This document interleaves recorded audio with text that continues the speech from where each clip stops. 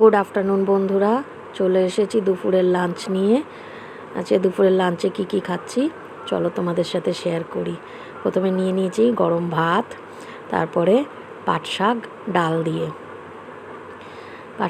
দিয়ে খাচ্ছি দেখো। আর তারপরে এবারে নিয়ে নিয়েছি, রবিবার মানেই প্রত্যেক বাড়িতেই মাংস, মুরগির মাংসর একটু পাতলা করে ঝোল করেছি, সেটা নিয়েছি।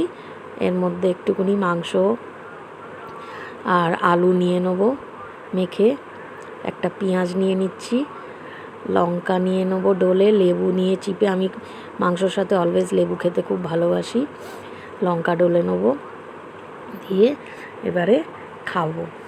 তোমাদের যদি ভালো লাগে ভিডিওটা প্লিজ বেশি বেশি করে কমেন্ট করো, লাইক করো আর শেয়ার করো।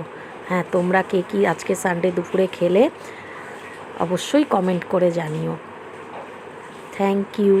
সবাই সুস্থ থাকবে, ভালো থাকবে।